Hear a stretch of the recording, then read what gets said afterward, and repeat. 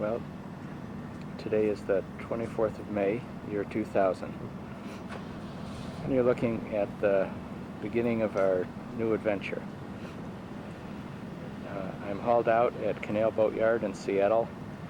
I hauled out yesterday at 1 o'clock, and it's now about 1:45 the next day. The boat has been pressure washed on the bottom and painted.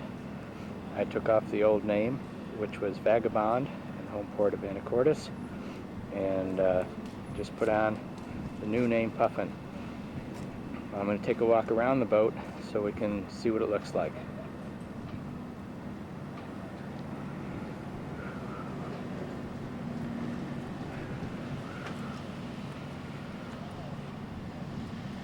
There's my outboard motor bracket that I put on yesterday, and the downrigger for fishing.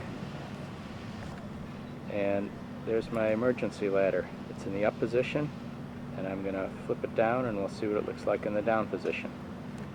Well, that's it in the down position. One tug should pull that down, and I hope we can get on board the boat from that and save a life, or I hope we never need it. Now I'm going to walk around to the front.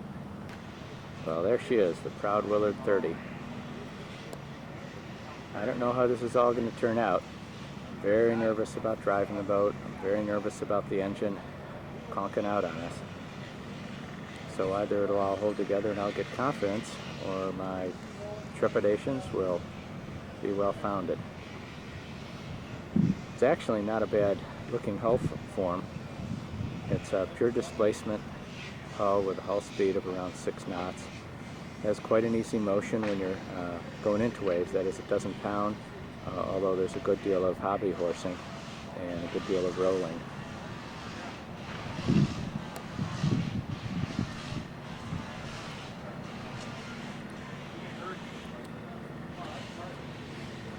We're going to be going back in the water in about 20 minutes.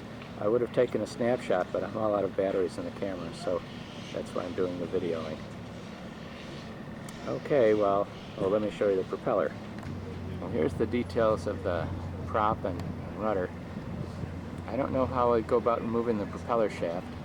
That shoe that supports the rudder is held in place by a huge nut that goes through it, and it seems like if you loosen that, this whole thing would just drop down. The shoe would drop.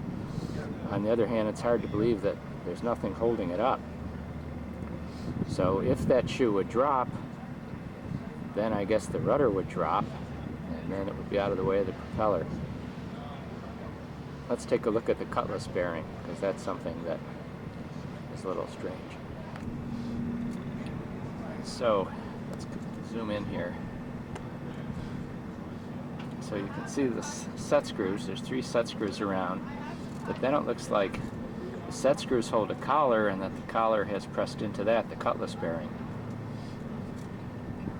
So I don't know, I would hope that loosening the set screws and putting a big pipe wrench on that collar and turning it would let the collar come out, and then you'd press out another cutlass bearing. Who knows? So there's 2 zincs on the propeller, one on the stern and one on the shaft. The shaft is 1 1/4 inch. This is the zinc outside for the bonding. The 2 bolts hanging down center to center are not the standard spacing, so you really have to screw around with the zinc to get it into place. You have to do a lot of filing. I'm going to go up now and measure that separation and record it on this video. I guess while I'm down here making the measurement, I should look up at the hull. The hull seems to be in pretty good condition. No big blisters or anything like that. I guess it's difficult to focus on here. I painted the bottom, by the way, or I had the bottom painted using Trinidad SR. The yard manager, Tim, painted it. It took him, I'd say, an hour and a half of painting once it had been pressure washed, and he used 1 gallon of paint. So I should know that for the next time. Anyhow, here's that funny looking zinc, and you can see where I've filed it out. I just measured the center to center in the hole is 3.45 inches. So I should probably buy a couple of zincs and machine those in Berkeley. So I'll have them the next time we haul out, probably in Hoonah on the tidal grid. There's actually 4 zincs in all. There's 1 on the rudder and 2 on the propeller shaft, and then the bonding system one under the starboard buttock. Well, I'll stop videoing from now because this isn't particularly interesting. I'm just trying to get a record. And I sure hope we make it to Hoonah, Alaska, and this works out. But as Suzanne says, if it doesn't, you've only lost money. I guess that's true. Mike is going to come later this afternoon and help me take the boat around to Elliott Bay. I'll just pan around the boatyard here, actually, since I spent the last 24 hours here. It's quite clean. They have a power sweeper, and just as soon as the boat goes in the water, they go to that spot and vacuum up everything. And when they do the pressure washing, which I think is somewhere between 2,000 and 4,000 psi, all that goes down a drain and is filtered, and the water doesn't go into the bay. A pretty clean operation. By the way, the propeller is a left-handed propeller, 18 by 14. Let's see. There's the 18 by 14. Somewhere it says left-handed. And a 1 1/4 inch shaft. So this is later on that same day, and we're in locks going from Lake Union into Puget Sound. Mike and I have been waiting for about 2.5 hours. There's a big lock, which we're in now, that could hold a lot of boats, and then over here there's a small lock that only held a couple, but the big lock was closed all day. They were counting what kind of fish, sardines or something like that. So we waited around. Now we're gonna, I guess we're locking down, and you can see the water line there now. It's pretty up near the top. There's my crew Mike, talking to Suzanne. And anyhow, it's our first experience. So we landed several times at walls. I haven't crashed anything yet, and maybe I'll get the hang of it. Anyhow, that's locking through the Seattle lock. Those, by the way, are the spectators watching us lock through. People on both sides of the lock. It's sort of a fun thing to do for an hour, I think. Just watch people yelling and getting into trouble. It's just hard to move the cockpit. Actually, the door way in the back just closed. Now that door is closed, and so now I suppose they'll begin to let the water out. Going down, he said. Yeah. Is the other one you like more? So as you see, we're going down. I don't know just how far down we go. A few boats are starting up their engines. There's water being sprayed up ahead. Where that mist is, I don't know what that's all about. Maybe it's sort of a boat wash, like a car wash as you go through. Anyhow, I better get ready to drive out of here. Hope it's not too rough today.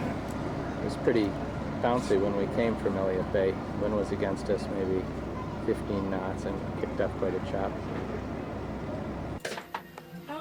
Okay, today's May 26th. This is first meal on board Puffin. Hi. Can we watch this later tonight? Yeah, we probably could watch it later tonight. Really? We just motored over from Seattle to Lake Harbor, and Stan, Rachel, and Jason just cooked dinner while Mike and I fooled around up on the top sides. They're sitting on a new upholstery with a new carpet. And Suzanne, why don't you tell us what we're having for dinner here? We're having biscuits and tortellini with pesto and wild green salad with a shallot vinaigrette that Rachel made. Very nice. So far, everything tastes delicious. Okay, well, I think I'll eat dinner. Well, today is June 19th. It's the first day of my trip taking Puffin to Alaska. And unless I get some videos going, we're not going to have any record of this trip. Well, there she is. Today was the first real test of the systems. We left at 6 in the morning from Seattle, and we're now in Otter Bay, an hour north of Bedwell Harbor. That's a total run of probably on the order of 80 miles. We had a wonderful ebb tide boost all morning long that kept us going between 9 and 10 knots over the bottom, even though Puffin only goes at 6. And we made it to Bedwell Harbor by 5:30, checked into customs, left at 6:30, and came in here about an hour later. Not too much to see. It's just a small marina, and we chose this spot because we're about 45 minutes from Active Pass, which is the pass there's a slack water tomorrow morning at 6:30, which we'll take to go through and get out into the Straits of Georgia.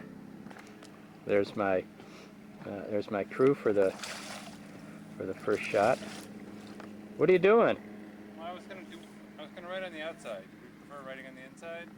Oh, no, on the outside's fine. Did you want to put it up on the dock? Or, I just wanted to hold it up a little bit. The dock might see it. yeah, hold on a minute. Let me take a video and I'll help you lift it up. You could bring it around to the stern. Mike is going to put my telephone number and name on the dinghy in case we lose it the way we did last year in Desolation Sound. The plan is Mike and I will travel alone today, Monday, Tuesday, and Wednesday, and hopefully we'll make it up to Big Bay at the top end of Desolation Sound by Wednesday evening, where Suzanne will fly in at 5 o'clock on Kenmore Air and join us for the rest of the trip up to Port Hardy. Let me help Mike now. So we'll make here a little tour in Puffin. This is coming in the back door, and that's the cabin. There's the table we had made and the new upholstery. I've got a pot of water on the stove. We're hopefully going to have Alolio for dinner. And hope I don't fall here.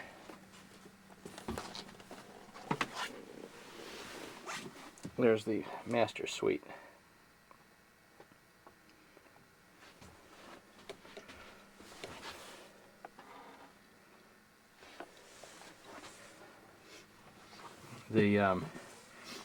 This is a drop leaf table, and the post comes out and the table hangs up, so when we're done eating the table's out of the way, and the backrest on the settee swings up to make an upper and lower berth. Mike's going to sleep in the bow because that's the longest berth, and I'll sleep on the lower back here.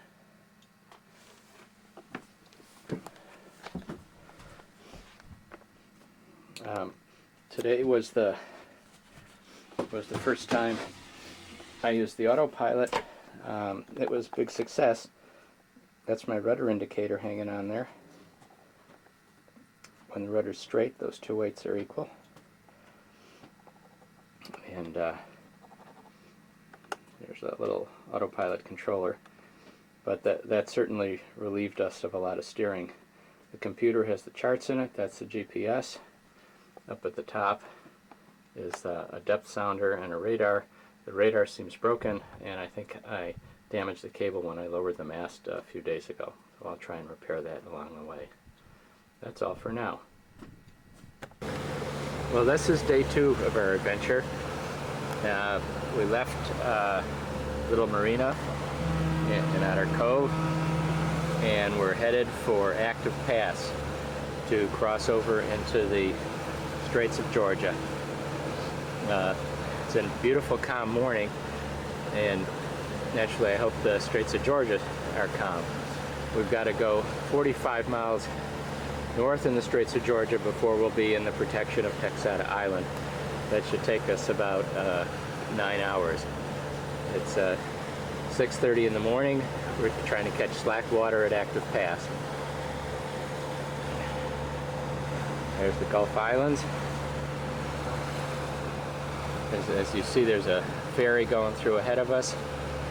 and chances are that there'll be a second ferry coming out to meet him. We have to dodge the ferry traffic. We're pretty darn close to slack water according to the book. And let's see, any tide running there? No, that looks slack. So it's just a question of dodging the ferries going through. Everything's going fine. We had pasta all'olio last night. We fell asleep. We both set our alarms to get up for the time, and neither of our alarms worked, or anyhow we didn't get up. But Mike fortunately got up, said, "Come on, we gotta go." So we did. Okay, more later. I'm looking out the window of Puffin as we go by Powell River Pulp Mill plant. The wind's about 15 knots on our bow with a wind chop of about a foot to a foot and a half. I'll show you what it looks like out the pilot house window.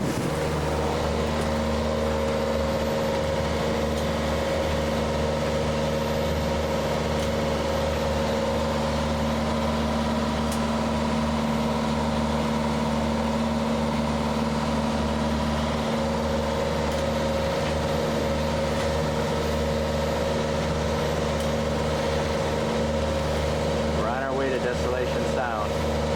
Hope to meet up with Suzanne tonight in Big Bay.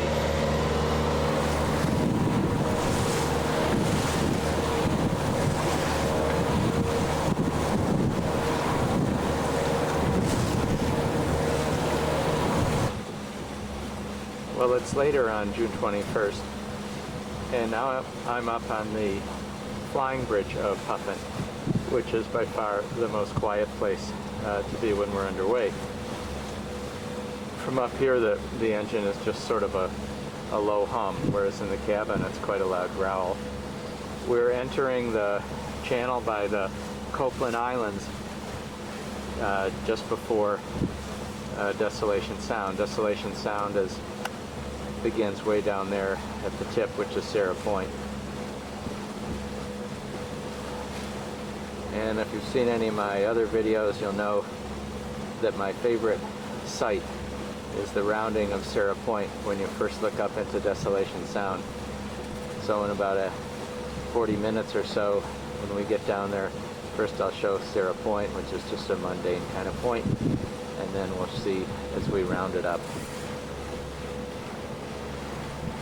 It was, as you saw earlier, a rather choppy morning getting here. We've been underway about 2 hours, and the wind has calmed down and the seas have calmed down, and I hope they'll stay that way the rest of the day. We should be, I would think, in Blind Bay in about another 4 or 5 hours.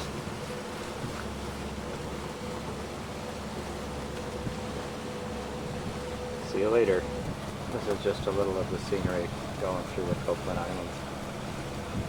Kind of pretty. Up here in the flying bridge is just a wonderful spot to be. Makes you almost like the little boat. I'll show you what the flying bridge looks like, kind of. Let's see. We sit on these green cushions. And with the drive wheel, there's the remote control for the autopilot.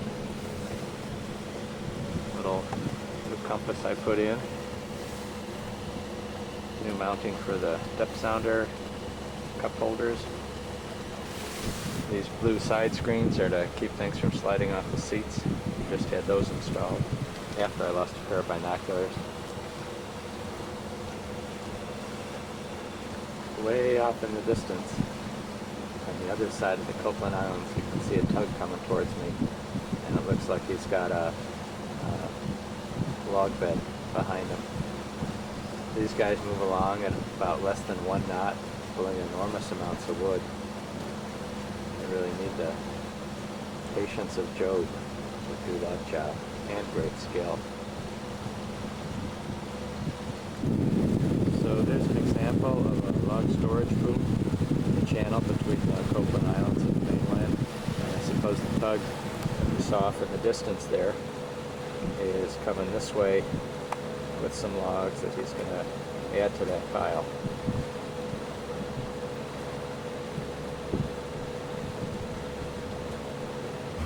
So here's an example of a log tow behind the tug. There's an example of Mike.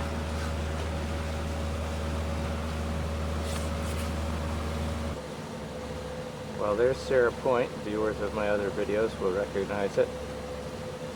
And passing that point is the official entrance to Desolation Sound. Off in the distance is where we're going to go, up Lewis Channel and then Comm Channel towards Big Bay, leaving this lump of an island, Kinghorn Island, to starboard as we go. Maybe we'll spot some oysters along the way and gather a couple of buckets full for Suzanne and I for dinner tonight. Okay, so we're rounding the tip of Sarah Point, and there we are looking up into the mountains, which my guesses are the Cascades, tip of the Cascades, not the Rockies.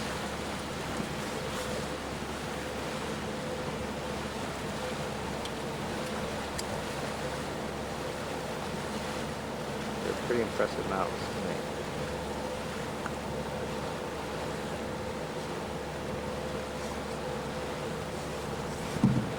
Desolation Sound, year 2000.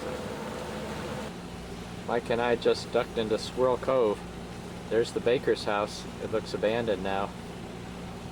There's only about 8 or 9 boats in here, compared to the couple of hundred when Stefano and I were here last time. Now, we're going back out into the Lewis Channel now. Well, it's later in the day on June 21st. Mike and I have been slowly making our way through Desolation Sound. The reason we're going slowly is that to get to Big Bay and meet Suzanne, we realized that we have to go through the Euclid Rapid, which really isn't slack water until 9 o'clock at night, and I don't really want to chance it until 8. So whereas we could have been there by really 4 in the afternoon probably, we're just going real slow. We took a side trip up Teaker and Arm, and we're motoring along at about 1800 or 1600 RPM. That gives us a speed of about 4 knots. Off in the distance, you can see a log boom with the tiniest little tug pulling it. It's one of those sort of personal logger tugs that's only about 14 feet long.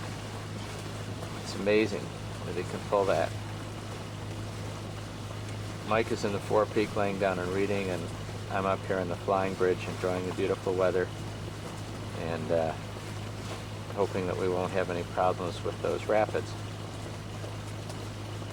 The tendency is to try and get through them early so that Suzanne won't be worried, because she'll probably be in Big Bay by, well, she's probably there by now, and wondering where we are. On the other hand, if we have a hard time in those whirlpools, that wouldn't be good either. So we'll just take it a little bit at a time. The scenery in Desolation Sound is really gorgeous. It's probably my favorite place on earth. And to go through it on a warm summer day with a gentle breeze is just about as close to heaven as you can get, if that's your cup of tea.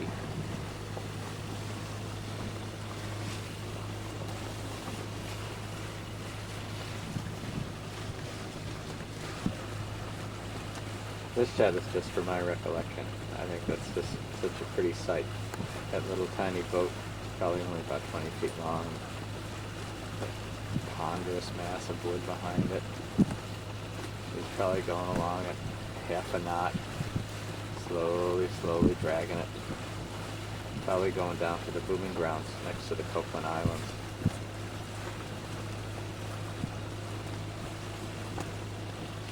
More of the same. More paradise. Paradise for Richard, but not for everybody. Too bad you're not here, Rosie. I hope you'd like it. There's a little toot again. Pretty cute boat.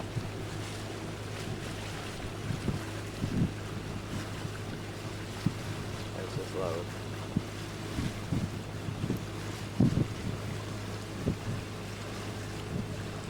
Wow. Yes. Okay, so we just arrived in Big Bay, and we went through the rapids, the Yakulta Rapids, coming up to Big Bay, about an hour and a half before we should have. So at times our speed was down to 0, the current was against us. But we got here, and Suzanne arrived a few hours ago, and Mike decides he's going to take a dip. Okay, ready? We're ready. No, don't even think about pushing me. Come on. Okay, just try and make the swimming one. Okay.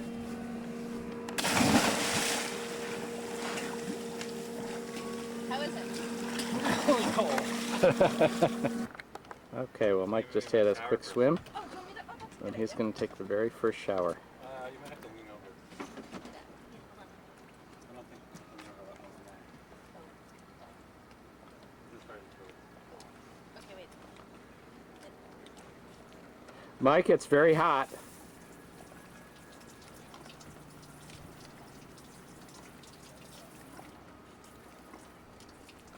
Okay.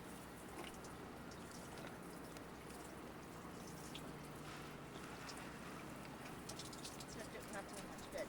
Let me get- Get his hair, Suzanne. You want to, oh, I guess you take a shower today already? Yeah.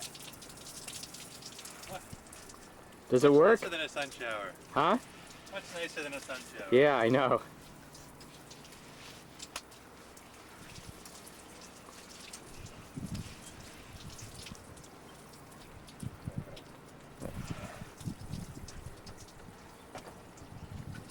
See if you can get the salt off your suit.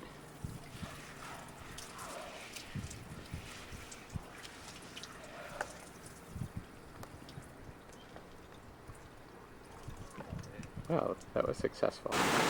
Well, it's June 30th. We left June 19th, so I've been out 11 days. Tom Peterson and George Weber from the physics shop are with me. Mike and Suzanne got to Port Hardy on time. We had a nice cruise, uneventful. The trawler is performing really well. It's a very comfortable boat, lots of space. Last night and this morning were real rainy, and it was just a treat to be inside dry with the heater on. We stayed last night at Rescue Bay, and about an hour ago at Clem 2, and now we're proceeding up along these long Canadian reaches, Coleman Reach and Fraser Reach. The plan is to stay at Cootsie Inlet for the night, which is a beautiful inlet that has a tall waterfall at one end.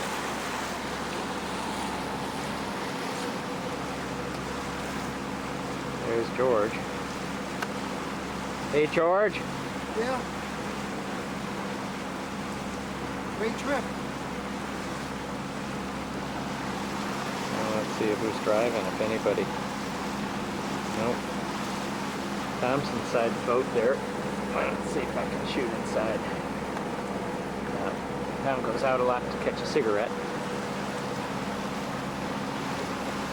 I'm going to go in the boat and pan around a little bit so you get a feeling for things. It'll be noisy though, so I won't say too much. Well, while I'm up here on the bow, I guess I should mention the fore hatch. This is right over where I sleep, and it always has a bunch of little leaks in it. So I keep trying to patch them up one by one, and it's now down to 2 or 3. Fortunately, it doesn't drip right in the bunk. It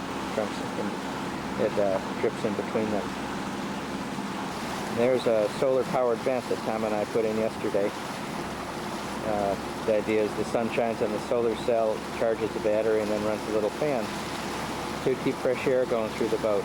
I thought in Hoona that might help keep things from getting melted, but the last 2 days there haven't been enough sunshine to charge the battery. So here's the inside of the boat. George. Got the autopilot driving right now.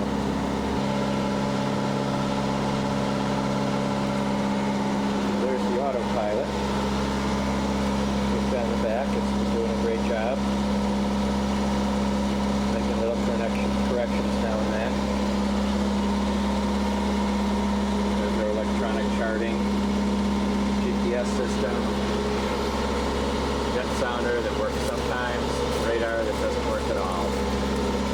surface that works most of the time.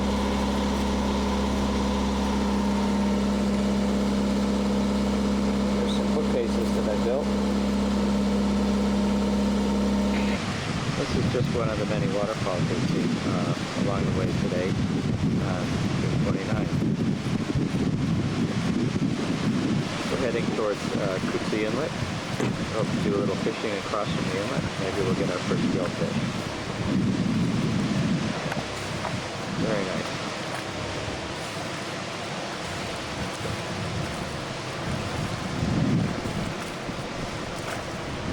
There's Old Glory there. Doing her thing. Okay, back inside where it's warm. This is a picture of the waterfall at Cootsie Inlet. I can tell it in the video that it won't do it justice. It goes up quite high. I guess the top is about 4,000 feet above the bottom. Cootsie Inlet's a beautiful place, but it's hard to anchor because right at the head is this mud flat, which is completely covered at high tide, and you come in and it's 100 feet deep and 100 feet deep, and it begins to get shallow, but it comes right up like a cliff when you're onto the mud. So if you put out enough scope to anchor in the deep water, then if you swing around you'll end up on the mud, but everybody manages to do okay.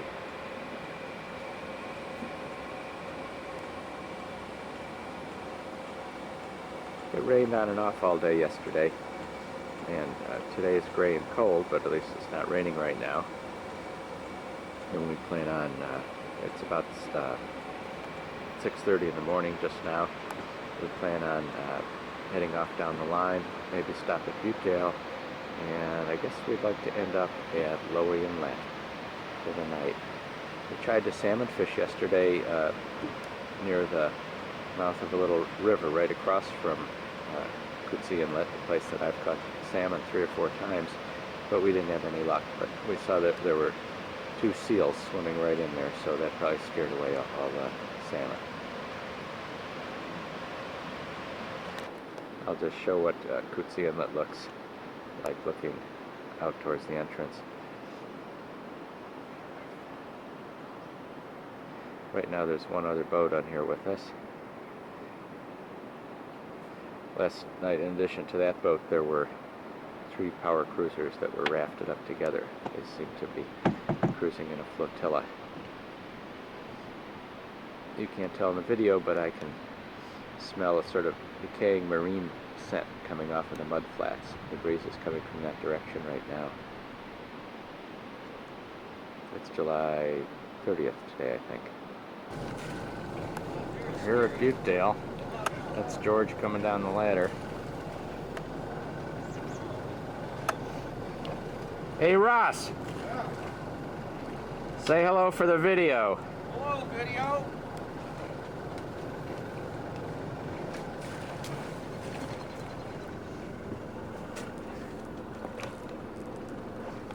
Not too much left of Buttedale these days.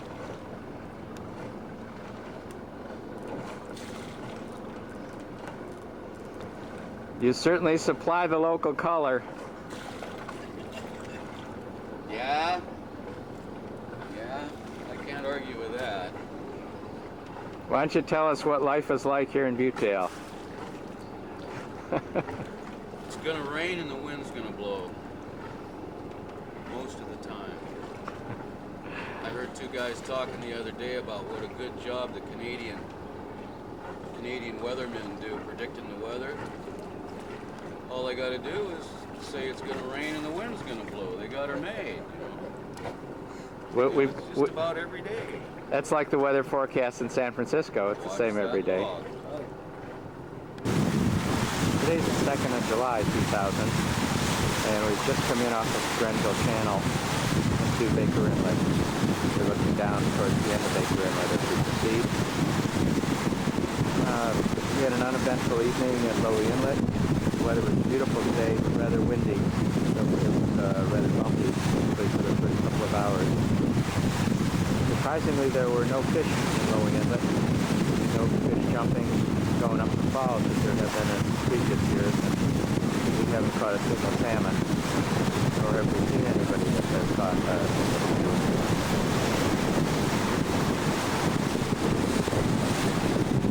Baker is the last beautiful inlet before Prince Rupert. There's a couple more anchorages, but they don't have the spectacular scenery that Blue Nugget or Baker or Lily has. Both of them had a Ruby Inlet. We've been in some of the, well, we've been in the finest anchorages by passage. Puffin continues to be very functional, be a comfortable boat. Knock on wood, haven't had any problems. Nice little improvements along the line. I'm going to turn around and shoot up to the flying bridge where George is driving. There's George. Got a little too much sun there.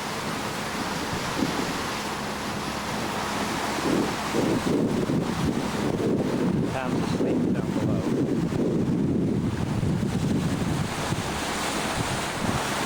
So our plan is to leave tomorrow morning at around 8 o'clock and head north towards Prince Rupert. It's about, weather permitting, about a 5 to 6 hour journey.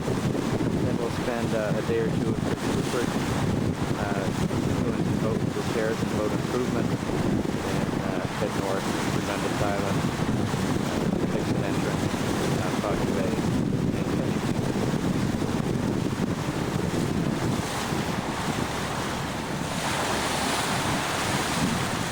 Too bad video cameras don't do scenery justice.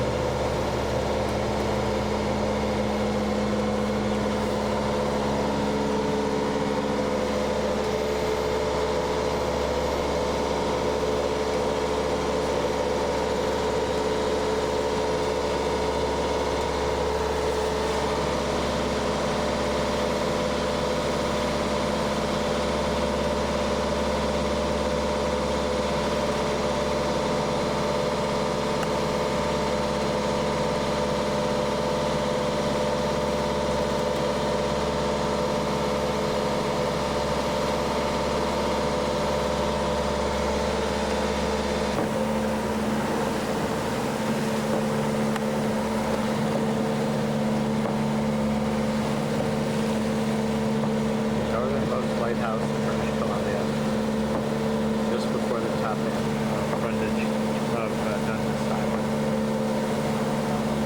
Alaska lies 30 miles to the north.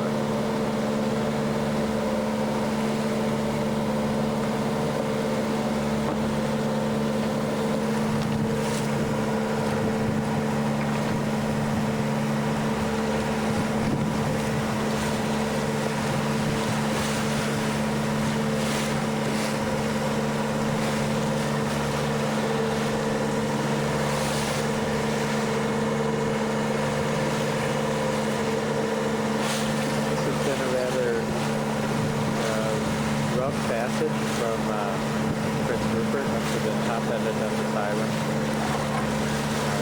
The sea's calming down now. But 2 hours ago we were really rocking and rolling.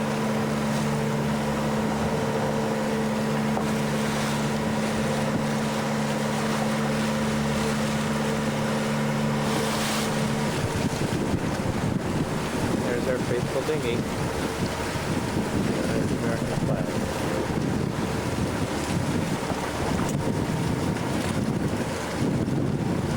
She gets pulled by the nose every place we go.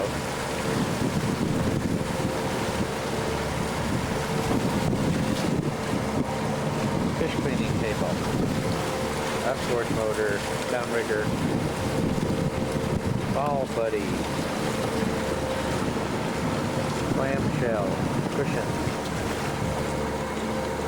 device holder, fishing pole holder, life cycle.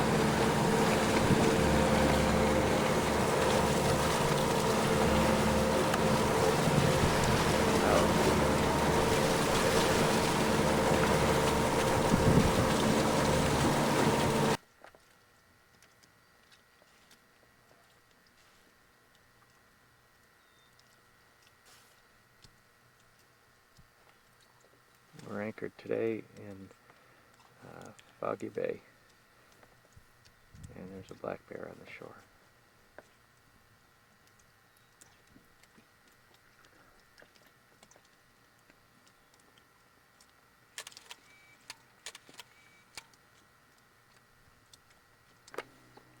Well, here we are on July 5th, anchored up in Foggy Bay.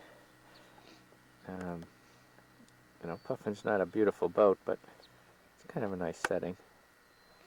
George and I just went out to the entrance to Very Inlet and caught 5 rockfish.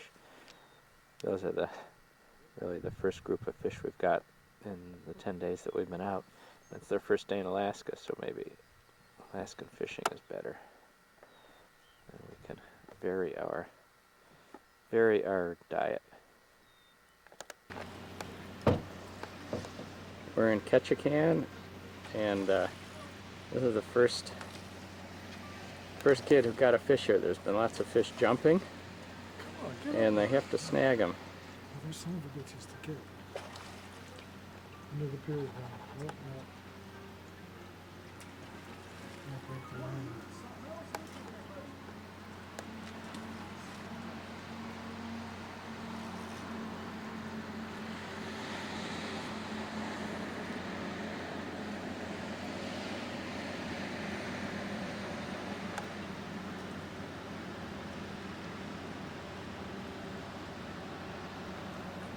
Don't lose them now.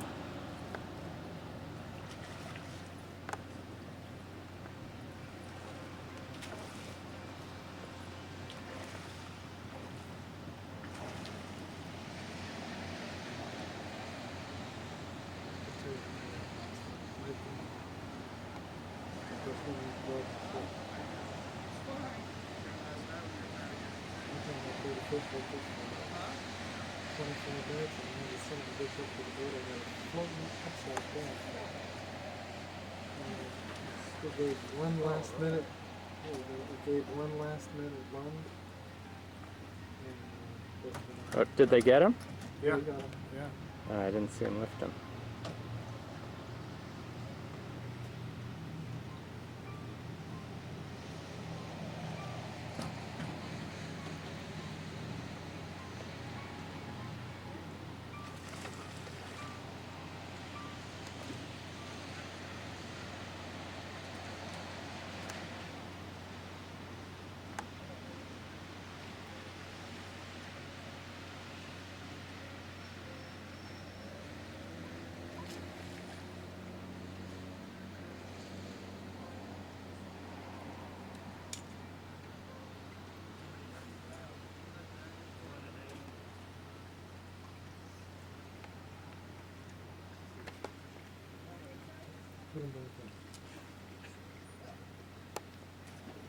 They're getting out of there before they're caught.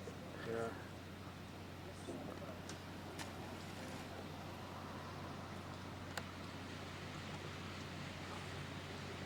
Lots of fish jumping out here. You can hear them.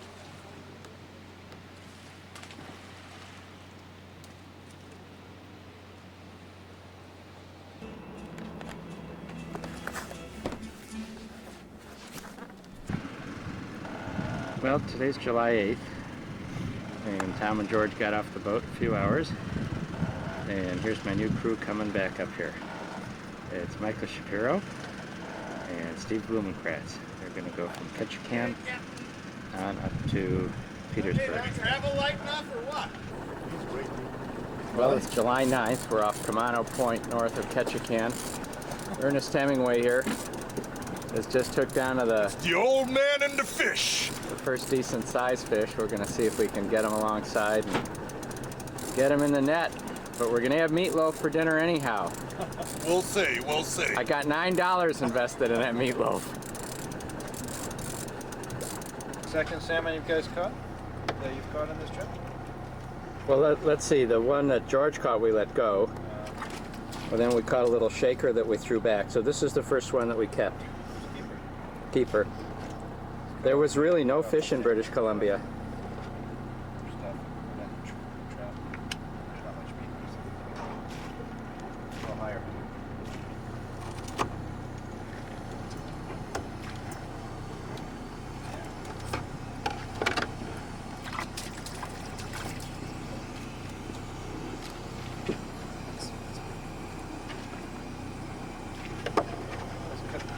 Yeah.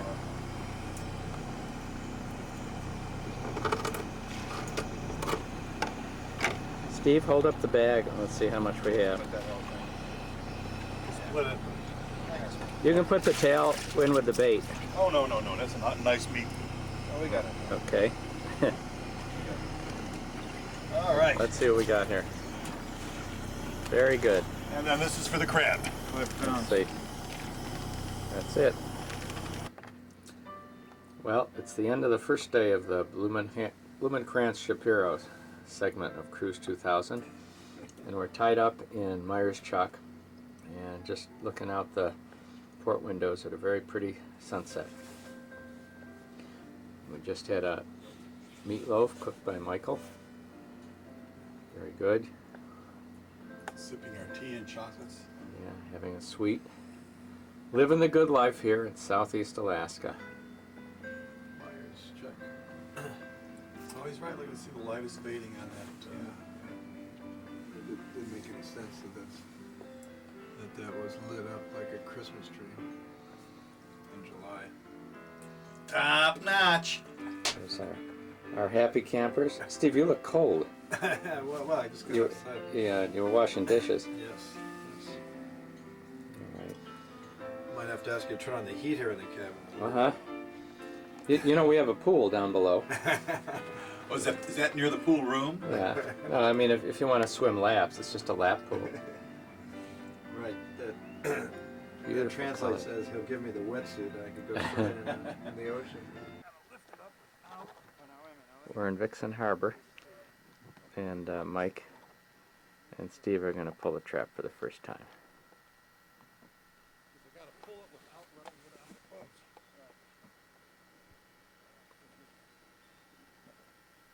Ready?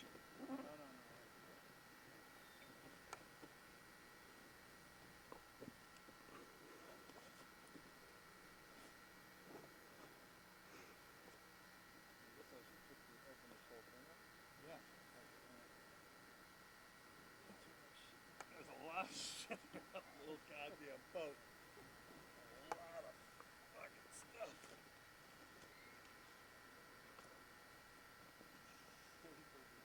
One man operation.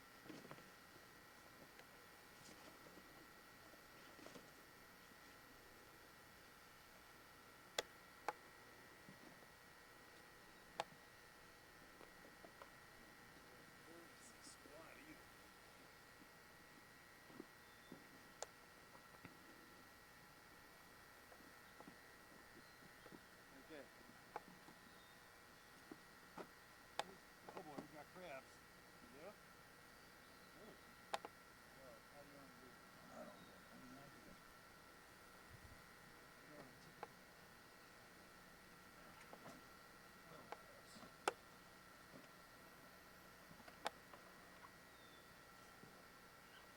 No, nothing big. Something.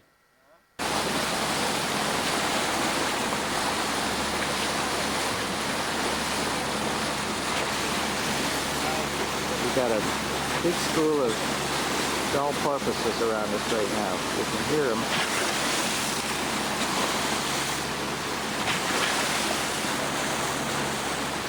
It's about maybe a dozen to 20. I'm standing up on the bowsprit.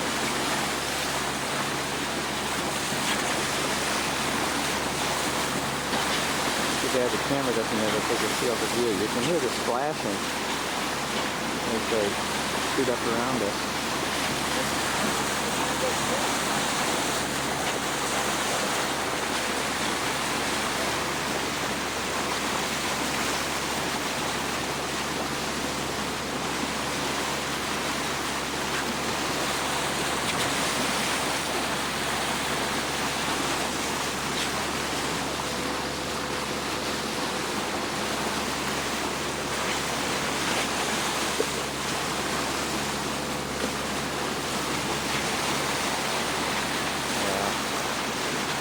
Pretty hard to catch them. Ooh.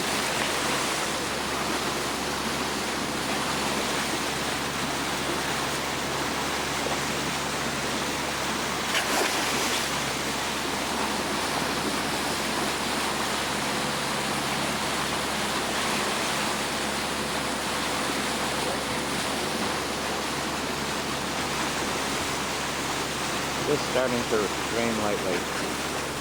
Gray morning as we're heading up to the Annan Bay Bear Reserve. I'm going to stop videoing now before I shoot up an hour's worth of film. Okay, I'm going to tell the story of this salmon that Steve is filleting here. We're at the Annan Bay Bear Observatory, and we went in there. And I asked, can we fish the stream? And the young woman forest ranger said, you're not allowed to leave the trail. So we left our fishing pole in the boat, and we went up to the falls and saw a few bears eating some salmon and a couple of cubs. Very nice. And the river was just swarming with salmon. So when we come back, there was one pool just black with salmon. So we suggested to Steve, why don't you go down there and grab one? So Steve walks down to the stream. Thinking that I wouldn't do it. Thinking that he wouldn't, yeah, saying it, thinking that he wouldn't do it. And he walks down to the stream and all the salmon swim away. So Steve sort of looks up and shrugs. And then he spies a little hole in a rock. And he starts mooking around down in the hole, and next thing you know, he lifts up a salmon. Still alive. So that's the story of the Blumenkranz fish there that's getting... Oh, no, there's more to it. There's more to it. Tell the rest, Michael. Oh, then we had to... Out. Yeah, that's right. Smuggling it out. The smuggling. Wait, you shouldn't tell this. The children might hear it. All right, so how do we get it out, Michael? This was the great salmon caper of 2000. There we were, walking down the path 3 hours after lunch, figuring out whether it was macaroni or fresh salmon. Old Steve took his pants down. We wrapped that salmon in his pants. His rain pants. His rain pants. And smuggled it past the U.S. Rangers. And that is the salmon caper of July 2000. Gee, that's good looking meat, isn't it? Well, it's still July 11th. After seeing the gull porpoises jumping around the boat, we went in the mist and rain into the Annan Bay Bear Observatory, and the rain stopped, and we walked up the trail. A beautiful trail as always, and the river was absolutely filled with salmon. They were pink, and as the old-timers said, you could walk from one side to the other on the backs of the fish. So we went up to the waterfall and watched the bears for a while. There were 2 or 3 black bears, one bear having 2 very small cubs. We watched them get a few fish, and we watched all the fish jumping up the fall. And we had been told that we couldn't fish the creek because we're not allowed to go off the trail. But coming back down, well, you already heard the story, coming back down the trail, there was one pool that was chock full of fish, so Steve went down there and just grabbed one with his hands and filleted it. But right now we're going up Lake Channel towards Berg Bay. That's halfway to Wrangell from the Annan Bay Bear Observatory. We'll probably anchor up in Berg Bay, and tomorrow push on to Wrangell, then another anchorage, and then Petersburg. Puffin continues to perform very well, And she gets a surprising number of compliments from other boaters. They say, what a beautiful boat, what a beautiful boat. But maybe she's not as homely as I thought. Certainly is a very comfortable boat, especially compared to Dancer. Steve just took a hot shower out on the after deck. That's a pretty nice treat in this kind of scenery. Today's the 12th of July.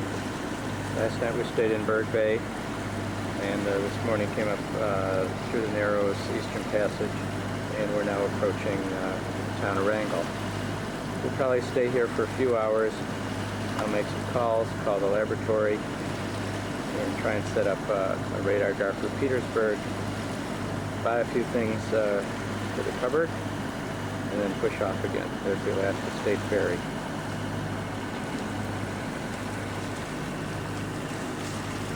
We had a comfortable passage this morning, flat water, light rain, and some fog, cooked brownies in the oven. Pretty comfortable. There's the crew setting up the fenders for going into Wrangell. Well, it's July 15th already. Mike Shapiro and Steve Blumenkrantz left this morning, and Ben and Adrian came into Petersburg on the ferry. We left Petersburg about 2.5 hours ago, bound for Portage Bay, and I wanted to show Adrian how we fish. So I put down the hoochie at 120 feet off of Beacon Point. And wouldn't you know it, in 15 minutes we caught a 6-pound king salmon. And that's Ben down there doing the honors with it. We let Adrian catch the fish, and Ben's doing the cleaning. Hey Ben, look up. Okay. Now it's great that we got this fish. Why? How's it going? But I also have 2.5 pounds of hamburger for meatloaf. So I have to see what's happening. This is just the second fish we cooked on the trip. And we saw the Reynolds in Petersburg, and they didn't catch anything all summer, so maybe we're lucky. So I'll just show you what the scenery looks while Ben cleans that fish. It's kind of a gray day, not particularly cold. I'd say about 55 to 58 degrees. The sea is calm, perfect trawler weather. The trawler's really working out great. It's a very comfortable boat, and we had some rough weather first couple of weeks, like Queen Charlotte Sound and so on, but since I got to Southeast Alaska, it's been very nice. Okay, better stop here. There's a flashing icon that indicates I'm coming to the end of this roll of videotape. So we'll have to put in another one for the last 2 weeks of the trip. We hope to be in Hoona in about 6 days, and then go to Glacier Bay for a few days, and then back to Hoona, flying back to Oakland on, I think, July 30th. Ben did the neatest job so far of cleaning up my fish. Michael and Steve had fish traps all over the boat. I guess we're getting the technique down. And that head will be our crab bait for later tonight. It's July 16th. I'm with Ben and Adrian. I was napping, and I just came along to some whales. I'm trying to take a video over here, but